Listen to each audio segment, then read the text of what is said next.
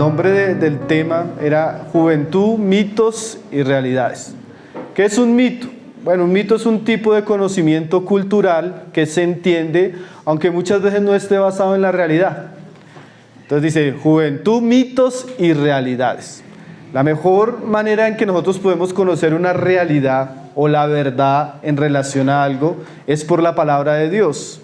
Entonces vamos a ir tratando lo que Dios nos habla de la juventud, incluyendo la niñez, su importancia, en ese trasfondo, lo que piensa nuestra cultura. Porque a veces nuestra cultura tiene una visión acerca de la juventud, tiene una manera de pensar que a veces sin nosotros darnos cuenta se ha normalizado, un paradigma que nosotros creemos, pensamos y por ende vivimos. Pero Dios nos ha dado su santa palabra para que conozcamos la verdad. Y conociendo la verdad seamos libres. Y la palabra nos habla de muchas cosas. Y en este pasaje, de una manera contextual, de una manera histórica, Pablo le escribe a un joven llamado Timoteo y lo exhorta en algo. Y en esa exhortación que Pablo le da a Timoteo, nosotros vamos a encontrar en este pequeño versículo lo que Dios piensa de la juventud. Los engaños que hay en torno a esto también. ¿Y qué deberíamos hacer nosotros como hijos, como padres, como familias, aún como iglesia, con aquellos que Dios ha puesto a nuestra responsabilidad? Voy a simplemente situar el versículo para que hagamos una interpretación correcta. Yo no pudiera coger este versículo a explicarlo sin entender lo que dice la carta.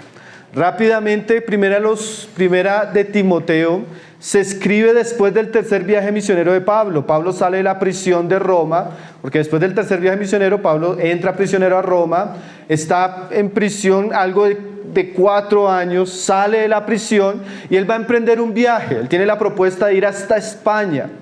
Pero entonces él tiene una serie de colaboradores que para él son muy importantes y envía a 2 de estos colaboradores a un trabajo especial.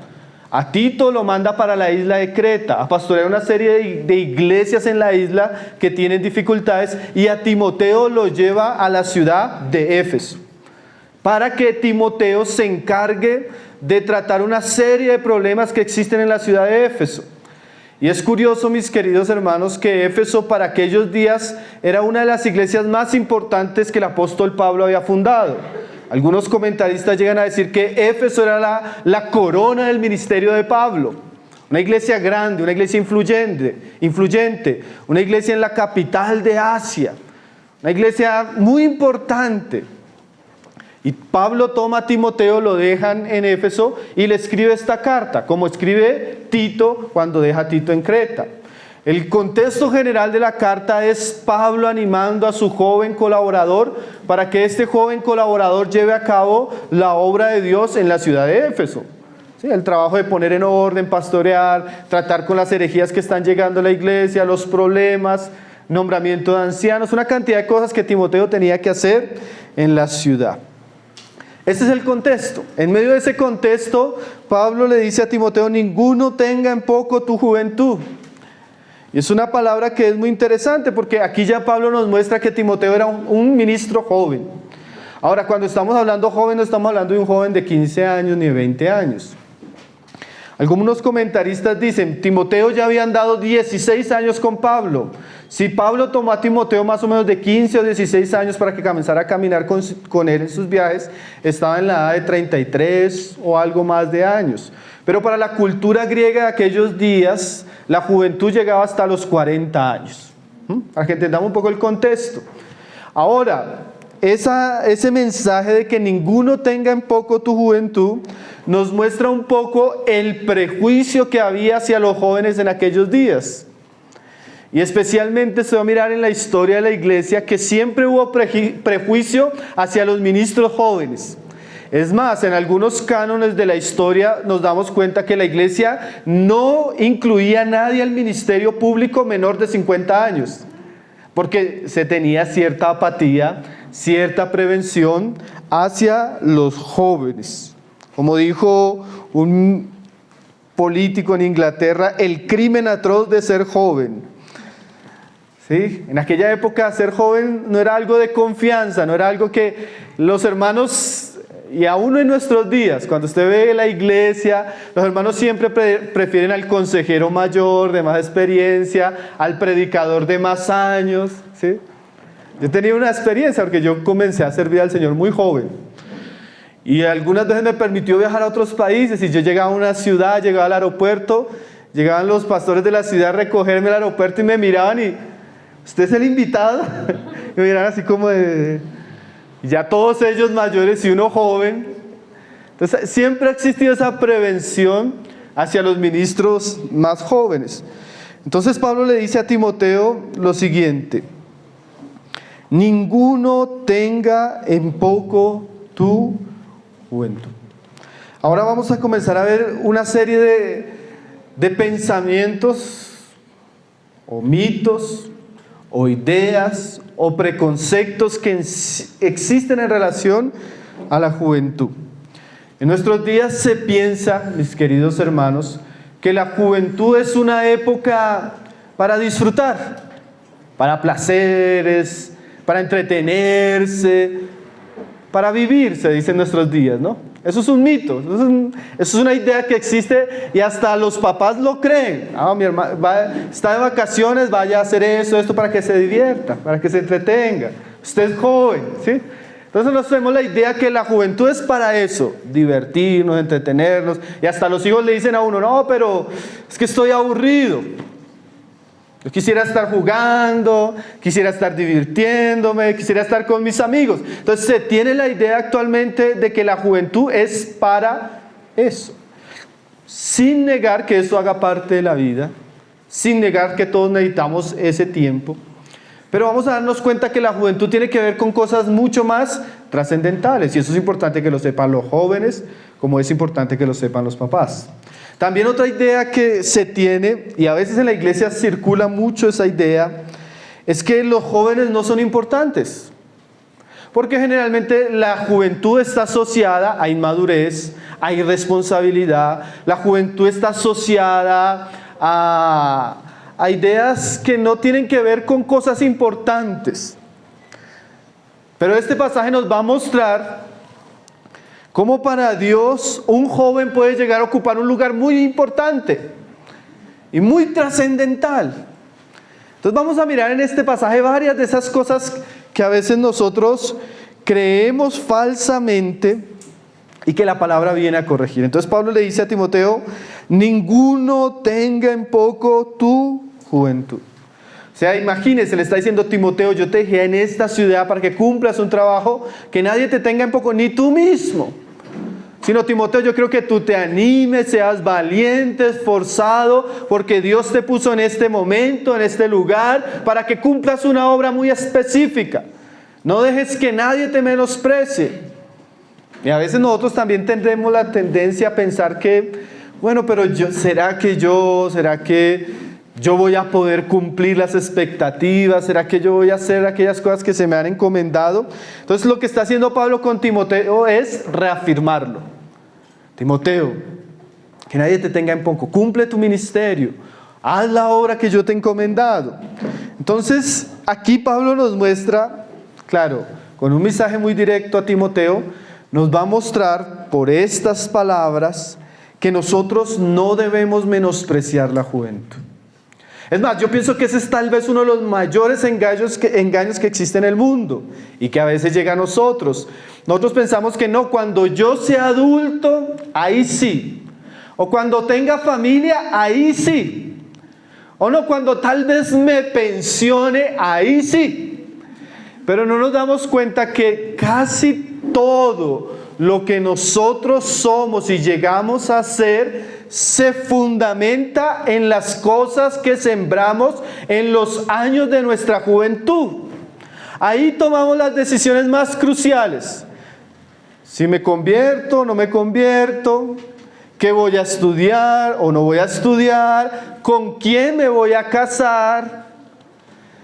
Si yo me equivoco en esta época de mi vida, si yo erro en estas decisiones, de ahí en adelante lo que voy a recibir es lo que sembré.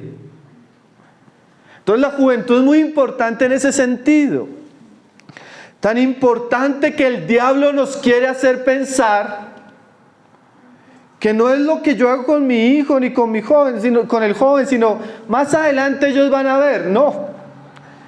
La Biblia nos enseña por palabras del mismo Señor Jesús que debemos dejar a los niños venir a Él.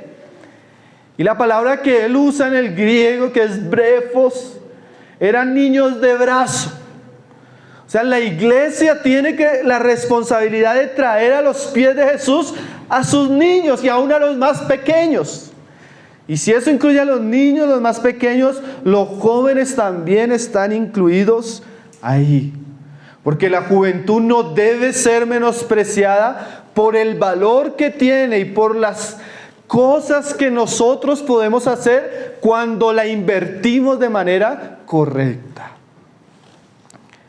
Entonces vamos a mirar cómo la palabra nos enaltece, yo podría decir esa palabra, cómo la palabra enaltece esta etapa en la vida del hombre y cómo la palabra nos va a mostrar también con muchos ejemplos que la obra de Dios comenzó con personas en esta etapa de su vida, en algunos casos antes.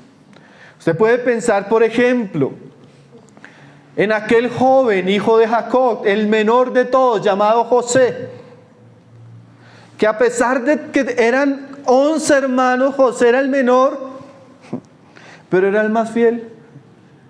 Aquel que fue perseguido desde joven, aborrecido, vendido como esclavo, y Dios lo estaba apartando para llegar a ser un instrumento de salvación, llegando a ocupar el segundo puesto más importante de la nación o del imperio de la época en Egipto. Usted puede pensar más adelante en un joven llamado Josué, siervo de Moisés, compañero fiel de Moisés, servidor de Moisés, que creció, maduró y en su vida sirviendo a Moisés. Y en el punto cumbre de su madurez, Dios lo escoge para ser el gran conquistador de la tierra prometida. Un joven también que creció y llegó a ser un gran general de Dios. Piensa en Samuel, el profeta de Dios, que fue apartado desde niño para estar en la casa de Dios. Y que siendo muy joven el Señor le llamó Samuel, Samuel. Y que no hubo ningún otro profeta como él en Israel, que no dejó caer ninguna palabra de Dios a tierra. O piense en David, el pastor de ovejas, un joven cuidando animales, que llegaría a ser el rey de Israel. Un hombre que desde su juventud adoraba a Dios, amaba a Dios, servía a Dios.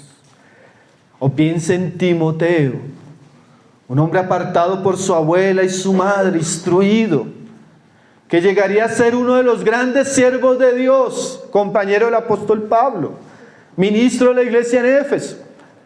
Entonces ustedes pueden ir mirando rápidamente en la Biblia y ustedes se van a encontrar que la juventud para Dios es importante, porque muchos de los instrumentos que Dios usó los apartó desde su juventud, por no decir desde su niñez. Y eso ya comienza a cambiar la idea de nosotros que la juventud es un juego, que la juventud es para perder el tiempo, que la juventud es para deleitarnos en nuestros placeres. O esto también nos quita la idea a nosotros como papás de que no, tienes 10 años, tiene 15 años, no, ese muchacho lo que le gusta es jugar fútbol, le gustan los videojuegos, ese muchacho, tal vez sin darnos cuenta vamos a criar un Samuel, un Jeremías, un Timoteo y no sabemos. Por eso entender lo que dice la palabra de Dios es muy libertador y nos puede mostrar el camino que debemos andar. Ninguno tenga en poco su juventud. Vamos a leer un pasaje, mis hermanos. Ahí en Lucas 2, verso 49. Un pasaje, solo es una frase del Señor Jesús. Lucas 2:49, es la primera predicación de Jesús. ¿Saben cuántos años tenía? 12 años. ¿Saben para quién fue esa predicación? Para sus papás. Esta predicación para sus papás surge en un contexto. Ellos han ido de caravana a Jerusalén a las fiestas. Cuando regresan se dan cuenta que Jesús, el niño, no está con ellos. ¿Conocen la historia? Entonces se preocupan, comienzan a buscarlo durante 3 días y cuando lo encuentran en el templo. Lo encuentran sentado a los pies de los maestros de aquella época y le hacen una pregunta y la respuesta de Jesús, decía Spurgeon, que es una pequeña Biblia. Que en ese pequeño versículo Jesús describe la naturaleza de su llamado, su vocación y su relación con su Padre. ¿Y por qué vamos a mirar este pasaje? Porque es a Jesús en su niñez hablando, o en su juventud. Y aquí Jesús nos muestra hacia dónde como padres deberíamos dirigir a nuestros hijos y hacia dónde como hijos o como jóvenes deberíamos estar enfocados. Imagínense, ¿quién tiene 12 años acá? Miren, era Jesús de 12 años. Esa edad tenía nuestro Señor cuando Él dijo estas palabras. Entonces Él les dijo: ¿por qué me buscáis? ¿No sabíais que en los negocios de mi Padre me era necesario estar? Jesús no está como los demás niños en la caravana con sus familias. Jesús se pierde su familia, está en el templo, su familia muy preocupada y le dicen sus padres: ¿dónde estabas? ¿Qué estabas haciendo? Y Él le responde: ¿por qué me buscáis? Hay la idea de que Jesús estaba perdido. Yo estudiando el pasaje, yo pensaba que los papás eran los que estaban perdidos. Porque si María se hubiera recordado quién era Jesús, las profecías que habían acerca de Jesús y los milagros de su nacimiento, como los milagros y las profecías que escucharon cuando lo consagraron ahí a los 8 días de nacidos en el templo, María diría: no, es que mi hijo es el Mesías, el Salvador, él debe estar en los negocios de su padre. No, pero ella había olvidado. Entonces el perdido no era Jesús, los perdidos eran ¿quiénes? Sus padres. Y a veces uno se da cuenta, mis queridos hermanos, que muchas veces los perdidos no son los hijos, son los padres. Yo he tenido esa experiencia a veces difícil de que uno llega a darle consejería a un joven porque su padre está perdido, porque su padre no quiere orar, no quiere consagrarse, no quiere buscar a Dios, no quiere reunirse, y el joven y el niño diciendo: mire, mi papá, hermano, le pido oración por mi papá. Es una realidad triste, pero es una realidad. Padres perdidos, no saben en qué deben estar. Padres adultos queriendo vivir como jóvenes, ¿no? Placeres en el mundo, perdiendo su vida, dándole mal ejemplo a sus hijos. Padres perdidos. ¿Por qué me buscáis?, les dice Jesús a sus padres. Era obvio, mire esa frase, para Jesús era obvio que Él debía estar ahí haciendo lo que debía estar haciendo. Para los papás eso no era, ¿sí? Pero mira la siguiente frase, dice: ¿por qué me buscáis? ¿No sabéis o no sabíais que en los negocios de mi Padre? Y Jesús les recuerda otra cosa: ustedes son mis padres terrenales, pero yo tengo otro Padre. Ustedes no sabían que ustedes me están buscando, pero yo estaba con mi papá en sus asuntos. Yo quisiera decirle también a los jóvenes: ustedes tienen un Padre celestial, un Padre celestial que los ama, un Padre celestial que fue su voluntad la que permitió que nosotros llegáramos a existir, un Padre celestial que tiene un propósito para nuestras vidas, un Padre celestial que necesitan conocer. Como decía mi querido amigo que estuvo aquí, mi querido hermano antes, diciendo que así ustedes no hayan tenido un buen Padre terrenal, ustedes tienen un Padre celestial que les ama profunda y eternamente, que envió a su propio Hijo para establecer un puente, un mediador, para que nosotros le conozcamos. Tenemos un Padre celestial. Y eso es muy importante porque los jóvenes hoy en día necesitan referencias. Necesitan personas que los guíen, que los guarden, que los ayuden. Todos lo necesitamos. Claro que el mundo nos dice, pero no. El mundo resiste hoy cualquier tipo de autoridad, sea la figura del padre, sea la figura de la autoridad de la iglesia, sea la figura de la autoridad civil. Pero hermanos, nosotros tenemos un Padre Celestial bueno, que conoce nuestras necesidades, que nos ama y que necesitamos conocer.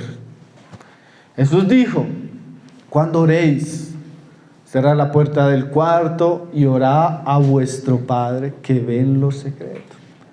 Necesitamos volver nuestro corazón a ese Padre, conocer a ese Padre y amar a ese Padre. Y no solo los hijos, los padres también.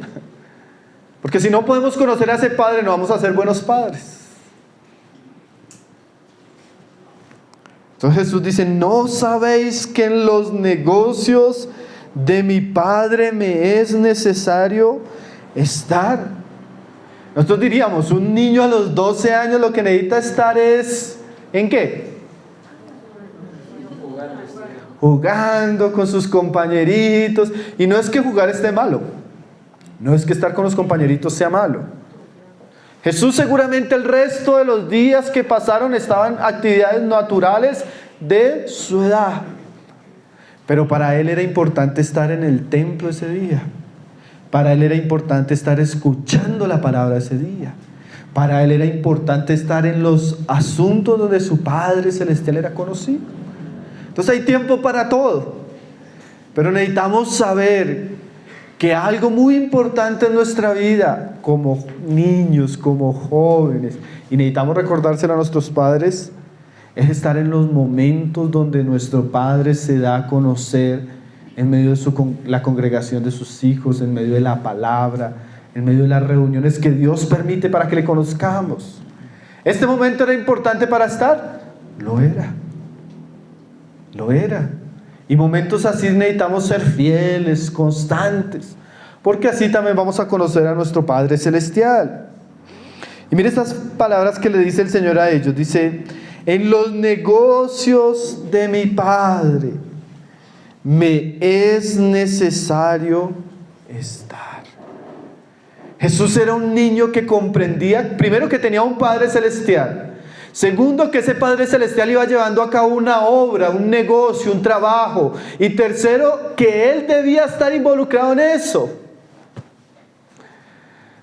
Eso Jesús se lo dice a sus papás. Papás, ¿ustedes no saben que yo tengo que estar en los negocios de mi Padre?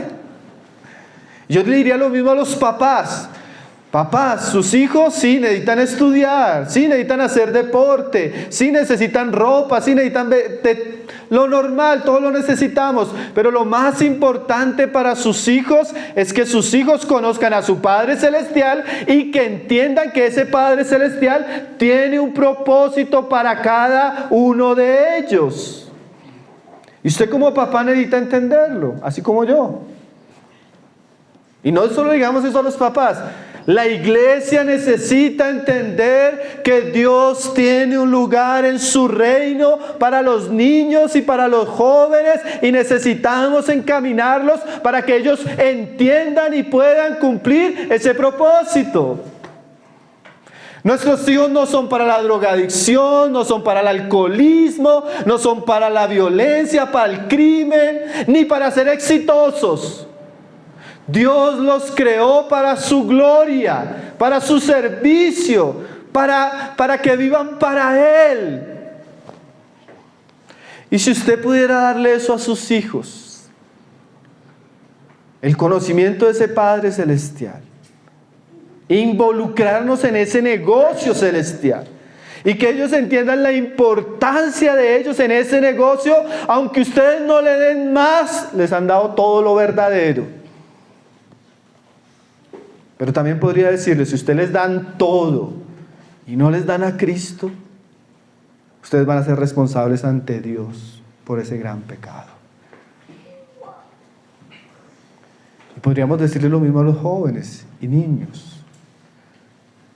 Ustedes pueden aprender matemáticas, historia, español y todo eso, pero si ustedes no llegan a conocer a su Padre Celestial, especialmente en estos primeros años de su vida, si llegan a conocerle más adelante, van a decir, ¿por qué no le conocí cuando era joven? Todas estas oportunidades, mis queridos hermanitos y hermanitas, que Dios les da para venir a escuchar la palabra, no las menosprecien. Porque va mucho más allá de los líderes de jóvenes, va mucho más allá de sus padres. Es Dios que con amor profundo les da la oportunidad de conocerlos a muy temprana edad. ¿Cuántos hubiéramos querido tener esa oportunidad, no?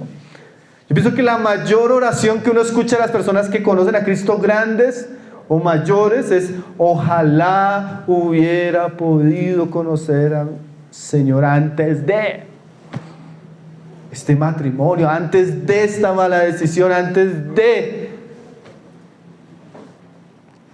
Jesús dice: me es necesario estar. Jesús era un niño con entendimiento. Jesús era un niño con vocación. Jesús era un niño que ya sentía en su corazón la responsabilidad. Eso que nos muestra, Jesús nos dejó un ejemplo, que podemos educar y criar a nuestros hijos de tal manera que ellos puedan conocer a su Padre Celestial y de tal manera que ellos rindan sus corazones a temprana edad a la voluntad de su Padre Celestial. La juventud no es para el entretenimiento, el placer, el disfrute. La juventud se va a aprovechar verdaderamente cuando es para Dios. Y Dios permita que así sea con nuestros hijos, ¿no? Dios permita que así sea con los jóvenes de la iglesia. Que podamos decir, así como decía el Señor Jesús: no sabéis que en los negocios de mi... ¿Por qué no están en este momento en esto? Porque no sabéis que en los negocios de mi Padre me es necesario estar. Que nuestros jóvenes puedan responder de la misma manera. Entonces aquí ya Jesús nos muestra eso, lo que dice Pablo. Jesús no tuvo en poco su niñez. Jesús aprovechó su niñez, dedicó su niñez. No sabemos de qué manera, porque la Biblia guarda un silencio general a todos estos años. La única oportunidad que encontramos a Jesús hablando es este versículo. Pero aquí nos damos cuenta de un Jesús niño muy entendido, muy comprometido.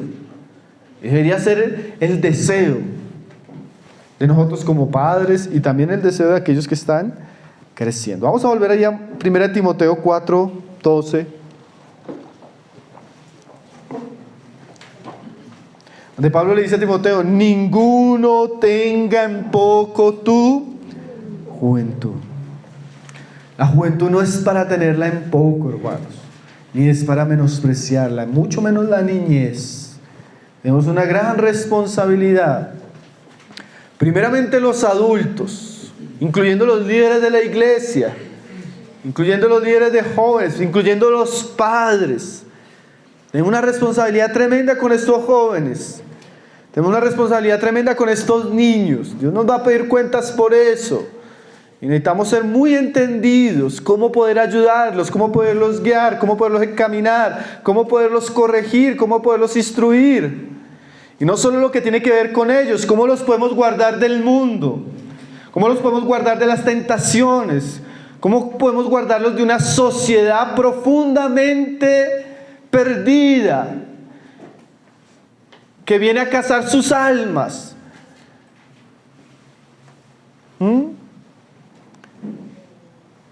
Dice Pablo a Timoteo: ninguno tenga en poco tu juventud, sino sé ejemplo de los creyentes en palabra, conducta, amor, espíritu, fe y pureza. Y habiendo entendido un poco la importancia de la juventud, la niñez y la manera como Jesús se concebía en ese momento, a esta edad, vamos a ver lo que Pablo le dice a Timoteo de aquellos asuntos en los cuales Timoteo debe ocuparse para ser un ejemplo. La idea en el contexto de Timoteo: que no te menosprecien porque eres un joven, sino como joven, sé ejemplo. Porque la mejor manera de callar las críticas es siendo ejemplo, ¿sí? Cuando usted se encuentra con un hombre, así sea joven, íntegro, lleno de fe, lleno de amor, lleno de convicciones, lleno de pureza, lleno de santidad, su vida nos va a quitar toda prevención, ¿no? Y eso es lo que Pablo le está diciendo a Timoteo. Timoteo, que tu vida quite las críticas, Que tu vida quite el menosprecio de los que tienen los demás hacia ti. Ahora Pablo le va a decir qué virtudes debe tener el joven ministro para ser ejemplo a los demás. Y aquí yo también me voy a enfocar mostrando cómo como padres y como hijos hay áreas en las cuales nosotros debemos ser muy entendidos y enfocarnos. Pablo habla aquí de ¿cuántas cosas? 1, 2, 3, 4, 5, 6 cosas. Palabra, conducta, amor, espíritu, fe y pureza. Ahora yo tengo que pasar muy rápido porque realmente el tiempo no nos da. Yo aquí voy aquí. Pero vamos a tratar de mirarlo rápidamente, qué significa eso y la importancia de esto para un joven ministro y no solo para un joven ministro. Porque él va a ser ejemplo de los otros creyentes. Entonces esto es para todos los creyentes y especialmente los jóvenes. Y también son asuntos que debemos aprender los mayores, pero también en el contexto de poder enseñar a nuestros hijos y a los jóvenes de la iglesia. Pablo le dice, mira, sé ejemplo de los creyentes en palabra y conducta. Es curioso que el mundo nos dice, a todos, no solo a los jóvenes, eso también nos lo dice a nosotros. Esas son también mentiras que llegan a nuestros oídos, pero también sabemos que el joven es mucho más sensible y mucho más influenciable. Y una de las cosas que nos dice el mundo, entre los mitos y las falsedades que habla el mundo, es que, por ejemplo, nosotros somos lo que tenemos. Yo soy una persona exitosa si tengo una buena cuenta bancaria, ¿cierto? O el mundo también me dice que yo soy lo que es mi apariencia. Si soy de ojos azules, mido tanto, voy al gimnasio y soy así, soy un hombre. Y si la mujer es así y su cuerpo es así, entonces es una mujer hermosa a los ojos del mundo. O si practico un deporte y soy exitoso, entonces soy una persona importante. O no sé qué más nos dice el mundo. Bueno, aquí Pablo nos va a decir que el joven no es ni lo que tiene, ni lo que se pone, ni los seguidores que lo siguen en Instagram, ni el dinero que está haciendo en esto, ni en aquello. El hombre es lo que hace y lo que habla. Mire la idea de Dios. Un joven... Esto es bien contracultural, hermanos. Esto es bien contracultural, ¿no? Un joven de valor delante de Dios es un joven que habla lo correcto y vive de manera correcta. Y eso es bien difícil porque la sociedad y aún nuestra carne va en contraposición a eso. La juventud siempre ha sido asociada con el desenfreno. Y no está mal. El hermano J. Serral, hay un escrito que yo le recomendaría a los jóvenes como a los papás que leyeran, que se llama Pensamientos para jóvenes cristianos, J. Serral. Y J. Serral dice que no es extraño que se estigmatice tanto a los jóvenes, porque ¿quiénes son los que llenan más las tabernas en nuestros días? ¿Quiénes son los que van más a prisión? ¿Quiénes son los que ocasionan más problemas, peleas, delitos? En general siempre van a ser más los jóvenes. Entonces Pablo enfatiza en la conducta y en las palabras. Un joven verdadero y un hijo que estemos criando debe ser criado para vivir correctamente y para hablar correctamente. Alguien decía que el hablar y el vivir habla de nuestra conducta en general, lo que hablamos y cómo nos conducimos. Bien, lo más importante que uno le puede enseñar a su hijo es carácter cristiano. ¿Qué es carácter cristiano? Cómo conducirse en su vida. A veces sí, yo sé que es importante que aprenda matemáticas y que saque el mayor ICFES, que sea profesional. Pero ¿cuántas personas nos encontramos con tanta educación, pero en su manera de vivir son personas tan desagradables, ¿no? Entonces Dios está interesado principalmente en nuestras conductas. ¿Y saben de dónde vienen nuestras conductas? En nuestros hábitos. ¿Y saben lo importante que es usted que establezca desde pequeño en sus hijos buenas conductas y buenos hábitos?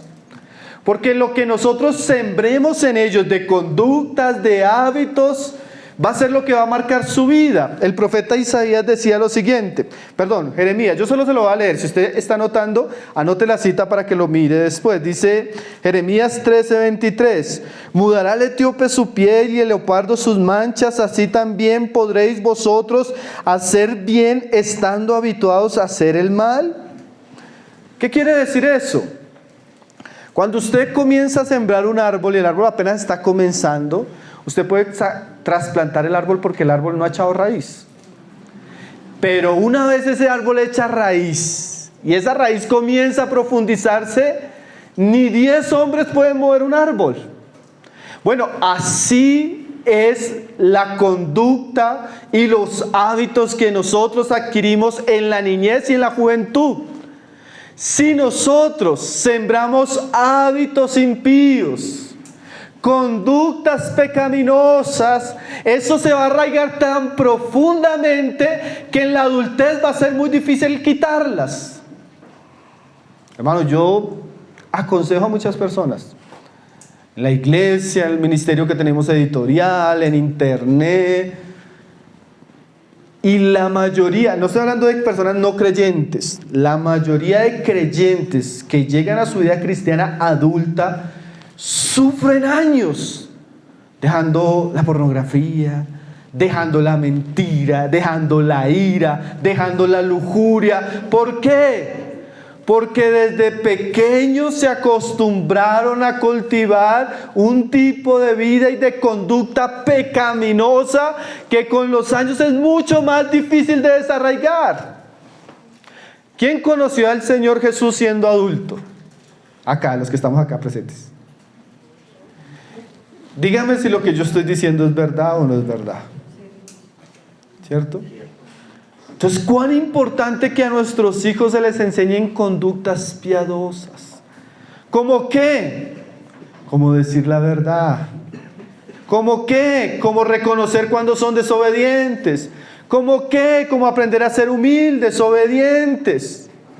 Es terrible que muchos papás permitan la desobediencia del hijo. Hermano, ¿por qué no lo corrige? Hermano, ¿por qué no lo instruye? Hermano, ¿por qué no lo disciplina? No, es que es mi bebé. Pero hermano, si usted está haciendo un mal, pero es mi bebé. ¿Cuántos años tiene su bebé? 18 años. Y desde que tenía 2 años era irrespetuoso, desobediente, hacía su voluntad, comía cuando quería. Sus padres se volvieron súbditos de él. ¿Usted cree que ese muchacho a los 17 años le va a obedecer? Dejó sembrar conductas, hábitos de rebeldía, de desobediencia. Y cuando está en la adolescencia vamos a sufrir. Y no solo ustedes papás, ustedes como jóvenes.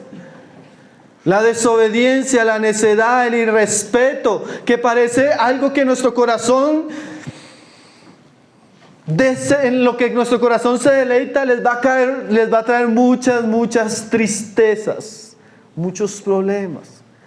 Entonces necesitamos con nuestros hijos desde pequeños enseñar hábitos, conductas piadosas, que aprendan a hablar bien, cuando llegan saludan, cuando los grandes hablan los hijos hacen silencio, cuando los papás hablan ellos obedecen. Cuando estamos en reunión adorando, es adorando. Hábitos, conductas que les van a marcar la vida a ellos. Si nosotros, y escúcheme bien estos papás, y escúcheme esto también bien los jóvenes, es muy interesante tener esta dualidad. Yo no sé ni a quién dirigirme bien, pero esto es para todos, hasta para mí. Si ustedes los dejan en sus propios deseos, en los deseos de sus corazones, se van a perder. La naturaleza de ellos, como la nuestra, es pecaminosa. Si usted no está para ir a enseñarle, para corregirle, para instruirle y para darle ejemplo, se van a perder. Sépalo, hermanos. La Biblia enseña eso, instruye al niño. Si tú no lo instruyes, el mundo lo va a destruir, el diablo lo va a destruir, la carne lo va a destruir, Hollywood lo va a destruir. Bad Bunny los va a instruir. Ellos le van a enseñar cómo vivir, cómo conducirse, cómo tener noviazgo, cómo relacionarse, qué consumir o no qué consumir. Si nosotros como guías de ellos no cumplimos nuestro deber, el diablo lo va a hacer. Y lo está haciendo. Mira a su alrededor. Sépanlo, hijos, necesitan ser instruidos. Necesitan ser enseñados. Necesitan aprender a escuchar, a obedecer. Porque los que lo hacen, los están realmente amando.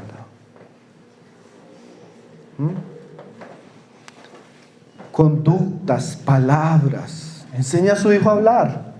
Enseña a su hijo a orar. Enseña a su hijo a ser respetuoso. Enseña a su hijo a hablar lo bueno, lo santo, lo puro. Tenemos una sociedad. Yo hace unos años fui a llevar a mi hija a unas clases de música. Entonces, mientras ellas tenían las clases de música, yo salí a orar al parque. No pude orar. Una pandilla de niños entre 5 y 10 años. Si usted los hubiera escuchado hablar. Si usted los hubiera escuchado hablar. Yo ni en los lugares, porque yo fui bien, yo estuve en el mundo también. Y esto era un mundo muy oscuro, muy terrible.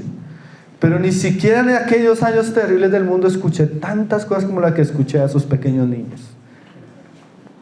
Una cosa terrible, hermanos. Por falta de instrucción, por falta de papás que estén pendientes, por falta de papás que no cuidan las amistades de sus hijos, por falta de papás que cogen a su niño chiquito, a su joven, los mandan al colegio y no saben todo lo que están viendo, escuchando y aprendiendo en los colegios. Pensamos que solo llevarlos el domingo es suficiente. No es suficiente. Esto es algo de todos los días, algo muy intenso, algo que requiere un compromiso. Primeramente los padres, porque son los directos responsables de Dios. Después viene la iglesia, los trabajos que hacemos en la iglesia, como estos. Hay un compromiso tremendo. Si usted no le enseña a su hijo a conducirse, a hablar, a pensar, el mundo lo va a hacer.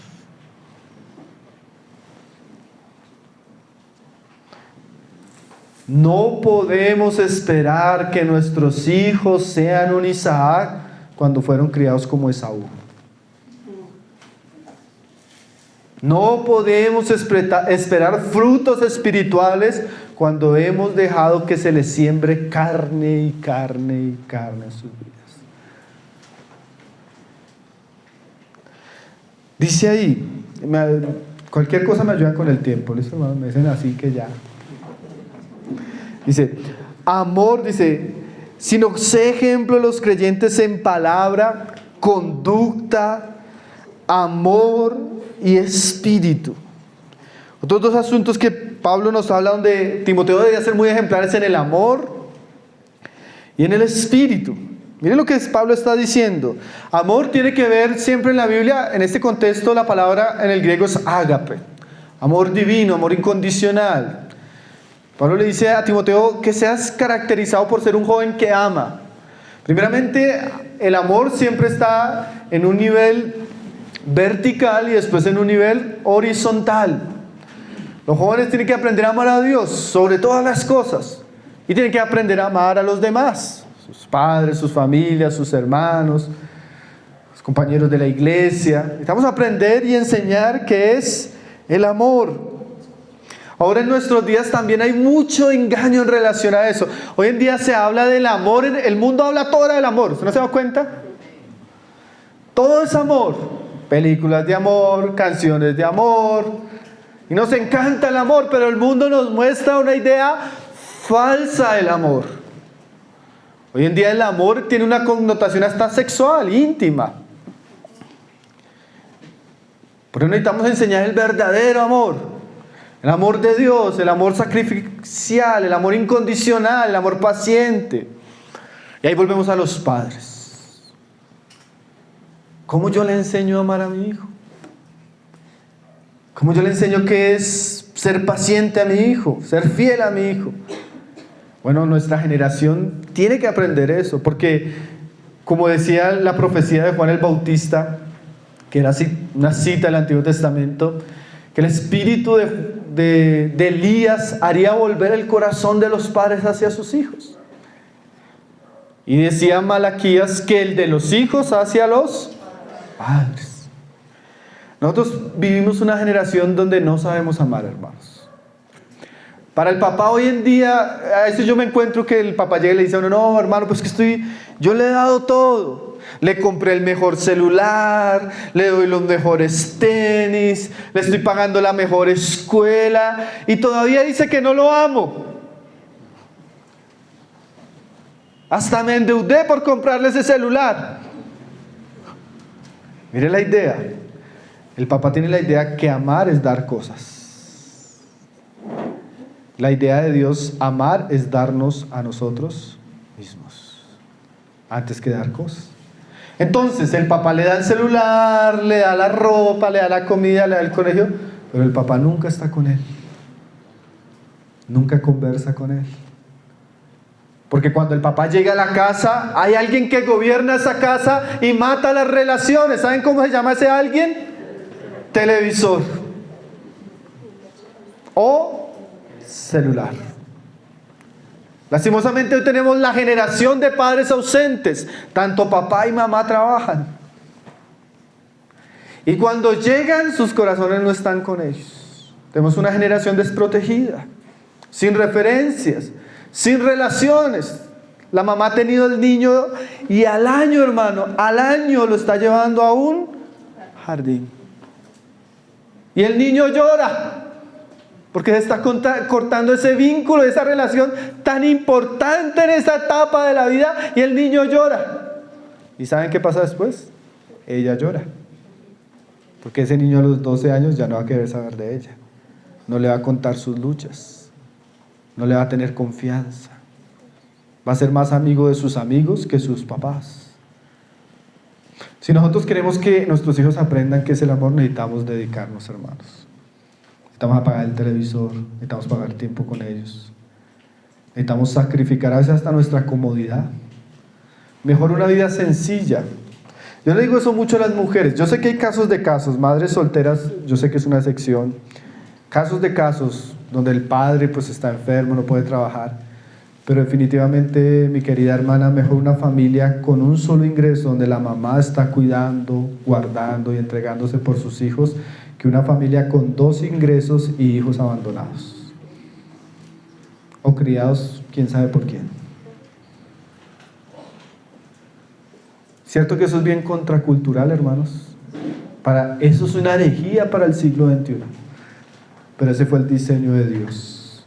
Y nosotros no podemos cambiar el diseño de Dios sin que nos suframos consecuencias. Los papás necesitan amar. Y eso también incluye que el papá necesita amar a la esposa, porque esa es la referencia que está viendo el hijo. Tratar bien a la esposa. Ser cuidadoso de su hogar. Porque el hijo va a aprender qué es el amor en esa relación, la paciencia, el sufrir juntos, el salir adelante sacrificándose. Pero no solo eso. Yo quiero preguntarle a los papás, ¿cuántas veces sus hijos los ven amando a otras personas? ¿Cuántas veces su hijo lo ve a usted sirviéndole al pobre, al necesitado? Ayudando a otros, sacrificándose así como Jesús se sacrificaba por otros. Bueno, eso necesitamos enseñarlo. Porque muchas veces los jóvenes, es tremendo, los jóvenes y los niños en nuestras iglesias muchas veces no encuentran algo que los inspire. Algo que diga, wow, yo quiero amar así, yo quiero servir así, yo quiero entregarme así. Porque muchas veces hay una apatía hasta entre la iglesia. Se volvió ese cristianismo cómodo de que solo vamos a escuchar y a recibir. No servimos, no trabajamos, no sacrificamos, no evangelizamos, no ayudamos a los pobres, no hay entrega, no hay tiempo, no hay sacrificio. Pues nuestros hijos nos ven apáticos. A veces los papás, es que él no ora, su hijo lo ve orar. Es que él no esto, su hijo lo ve en eso. Ahora, nuestros hijos necesitan aprender que mucho más importante que el cabello de una manera o la ropa de una manera, mucho más importante es el amor. Mucho más trascendental es el amor. ¿Si es así o no es así? Es un ejemplo tan básico. Usted puede tener la casa más lujosa, pero si no hay amor ahí, eso es un infierno. ¿No es así? Ahora usted puede vivir en el lugar más humilde. Me acuerdo cuando yo me casé, vivíamos en una casita que, hermano, eso era obra gris, las tejas se le entraba el viento, eso tapábamos con periódico, el piso se levantaba porque era de tierra y vivíamos felices. Porque había, ¿qué? Amor. Yo vivía feliz. El amor es mucho más valioso que lo que el mundo nos enseña. Y necesitamos enseñar el valor del amor. ¿Qué dice ahí más? Amor, espíritu. Espíritu, ¿usted cómo que lo entiende? En este contexto, espíritu no está hablando de la parte íntima del ser del hombre, ni está hablando del Espíritu de Dios, sino está hablando de actitud, de eso que lo caracteriza. Como cuando Jesús le dijo a Juan y a Santiago: ustedes no saben de qué espíritu son, ¿sí? En el contexto, espíritu es manera de ser, actitud. Hermanos, si generalmente hay que enseñar a los hijos a tener buena actitud. La buena actitud nos habla de esa disposición, de esa diligencia, de esa fidelidad. Como si Pablo le dijera a Timoteo que cuando te vean, Timoteo, los demás vean que tú tienes ese espíritu, esa actitud correcta de un hijo de Dios, de un siervo. ¿Usted se da cuenta que a veces la actitud ya habla? La actitud es lo contrario, podríamos decir, a la holgazanería. Esa persona indolente, perezosa, indiferente. Bueno, una de las cosas más importantes que le podemos enseñar a nuestros hijos es la virtud de la diligencia, del trabajo. Si usted deja que estos muchachos duerman hasta las 9 de la mañana, si usted deja que estos muchachos solo vean televisión, si usted deja que estos muchachos no hagan nada, ustedes están formando una conducta y una actitud en ellos. ¿No es así? ¿Ustedes se acuerdan que esos que dicen: no, mi papá era de esos de la antigua, que me levantaba a las 6, me ponía a trabajar? ¿Y quién llegó a ser usted? ¿Sí? Esta es la generación que más les ha quitado la responsabilidad a sus hijos. Y está cosechando una generación hundida en la vagancia. Y sabe que la vagancia está ligada a muchos pecados. Como decía Agustín de Hipona, la pereza corre lento, por eso la alcanzan todos los vicios. Usted necesita enseñar a sus hijos a ser diligentes. Y los hijos necesitan ser... Yo a veces me sorprendo, yo una vez hablaba con mi hija, de la gran cantidad de dones que tienen nuestros hijos. Usted a veces dura 10 años queriendo aprender a tocar un instrumento y no puede. Y no va a poder, negado. Y usted a veces ve el muchacho, coge la guitarra un mes y ya está cantando. Coge el computador, y necesitamos enseñarle a ser diligentes, a usar eso, a no enterrar las cosas que Dios les ha dado, a tener buena disposición y buen servicio. Y termino con las últimas 2 palabras que Pablo dice ahí: fe y pureza. Termino no porque estamos llegando a una parte que podamos pasar rápido, sino por lo importante y por el tiempo. Fe. Esta palabra tal vez es la más importante en medio de estas. Nosotros necesitamos sembrar en nuestros hijos la fe. ¿Cómo viene la fe? Por el oír la palabra y la palabra de Dios. Si queremos que nuestros hijos tengan fe, esa fe firme, esas convicciones profundas, necesitamos enseñar la palabra. Y ahí yo comienzo a preguntar, pues primero a los muchachos, ¿cuánto están leyendo la palabra? La fe cristiana se centra en un libro que es la palabra de Dios. La revelación de Dios viene a su palabra. Y si ustedes quieren conocer a Dios, necesitan amar la palabra. Y los padres, si quieren que sus hijos conozcan a Dios, necesitan instruirlos en la palabra. Se dice que Timoteo conocía las Escrituras desde su niñez. ¿Cómo? Su abuela y su madre. Hay algo que nosotros necesitamos restaurar en nuestras familias, y ¿saben qué se llama eso? Altar familiar. Ese tiempo donde los papás leen la Biblia con sus hijos. Ese tiempo donde los papás explican la Biblia a sus hijos. Corrigen con la Biblia a sus hijos. Exhortan con la Biblia a sus hijos. Ese tiempo donde los papás transmiten su fe a sus hijos. Hermanos, de verdad, yo digo, si una familia quiere realmente edificar a sus hijos, necesita apagar el televisor. Necesita sacar tiempo. Como decía Martin Lloyd Jones, no hay atajos para la santidad, hermanos. Si usted no instruye a su hijo, si usted no le enseña la palabra a su hijo, si usted no es insistente, difícilmente su hijo va a tener una fe sólida, por lo menos cuando llegue a la universidad, y va a soportar los ataques hostiles del mundo en ese ambiente. Randy Alcorn, él tiene un libro muy bueno, se lo recomendaría leer, Cómo hacer que tus hijos conozcan a Jesucristo y nunca lo abandonen. Y él dice así: el 75% de los hijos criados en la iglesia cristiana llegan a la universidad para perder su fe. 75%, por estadística ya comprobado. ¿Cómo hacer que conozcan a Cristo y se puedan estar firmes ante tanto ataque, hermano? Necesitamos tener una fe fuerte. Y la fe fuerte viene por el oír, y el oír la palabra de Dios. Usted necesita reunir a su familia, enseñar su palabra a su familia, en el camino instruirlos, corregir cuando usted vea que el mundo está llegando a sus mentes, cuando florezca el viejo hombre en ellos, la palabra. Hermano, hágase un hombre y una mujer de la palabra, enseña a sus hijos la palabra. Si a veces uno llega a la reunión, vamos a abrir el profeta Habacuc, y comienza el papá en el Nuevo Testamento, y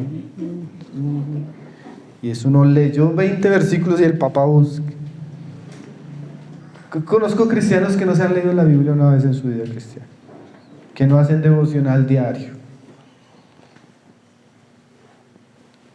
Hermanos, la fe no viene por ósmosis. La fe se transmite a través de la enseñanza. Entonces necesitamos enseñar a nuestros hijos en la palabra de Dios. Y esa no es la responsabilidad del grupo de jóvenes, aunque ellos lo hagan como complemento, ni de los pastores de la iglesia. Esa es una responsabilidad que Dios le puso a los padres. Lo último dice ahí, dice fe y pureza. En esta sola palabra, mis hermanos, podríamos detenernos unas varias reuniones. A esta generación, más que nunca, hay que enseñarles lo que es la pureza. La pureza tiene que ver con la santidad, con lo bueno, lo santo. Y nosotros vivimos una generación donde el mundo es profundamente impío. Se promueve la impiedad, se exalta la impiedad, se tolera la impiedad. Por ejemplo, piense en el área sexual, lo que ha hecho la ideología de género. Usted manda al colegio a un muchacho, usted no sabe, como decía un gobernador en estos días de Estados Unidos, hoy lo que se enseña en los colegios de ideología de género es pura pornografía. Se le enseña conductas totalmente antinaturales. Se le dan anticonceptivos a sus hijos en el colegio. Se le enseña que lo malo es que quede embarazada, o lo malo es que se enferme por esto. Pero hermanos, nosotros necesitamos enseñar la pureza. Usted hoy en día, es tremendo. Hay papás que se sientan a ver novelas, películas y series donde hay un río de suciedad que está llegando a la mente de sus hijos, y ellos lo permiten. Cristianos en otra época, hermanos, nos hubieran puesto en la hoguera por lo que hacemos en nuestras casas, por lo que vemos en nuestras casas. Hoy en día no hay pureza, hoy en día no hay santidad, hoy en día el internet. No, y si usted ama a sus hijos, usted no debería darle libertad del acceso a internet sin supervisión. Y se lo digo, hermano, Usted no sabe las cosas que yo he escuchado en consejería de niños de 12 años.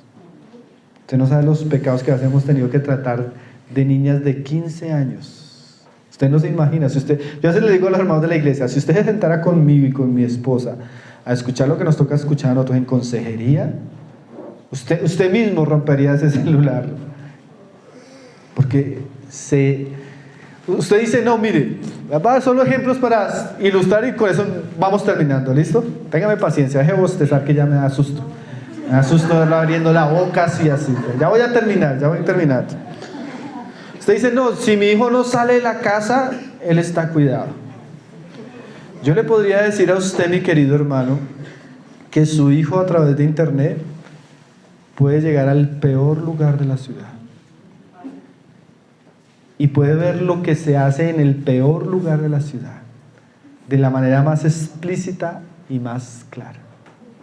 Tal vez la imagen que usted nunca ha visto, la imagen más horrible, más terrible que usted pueda ver, o que usted nunca haya visto, su hijo la puede ver con 2 clics.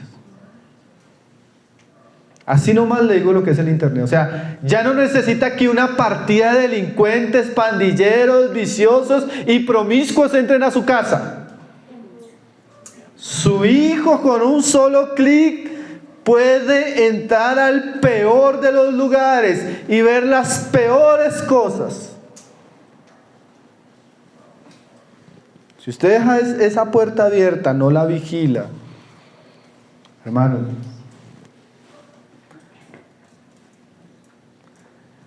ahora, eso es internet, pero mire las cosas que nos vende el mundo. Si yo le dijera a usted, mi querido hermano,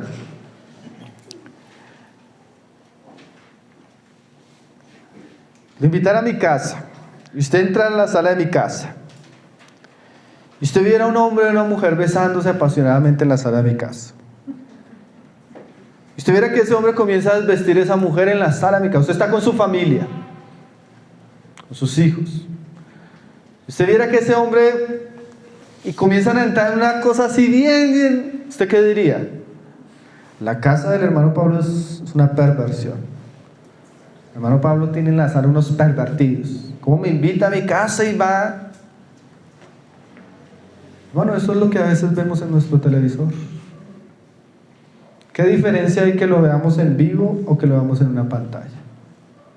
Nos acostumbramos a la impureza del mundo, a la suciedad del mundo, a la homosexualidad del mundo, a la violencia del mundo, sin ningún temor.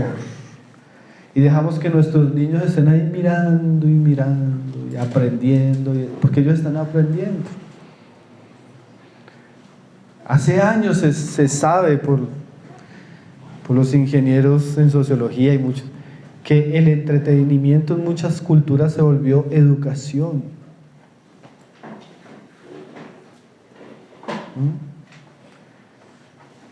Netflix, hermanos, hay unas series que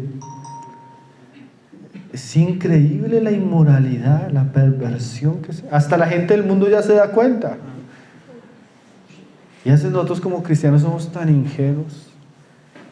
Nosotros necesitamos preparar esta generación para el mundo de estos días, pero para eso necesitamos santificar sus mentes, guardar sus corazones, instruirlos en la palabra, orar constantemente por ellos, ser ejemplo.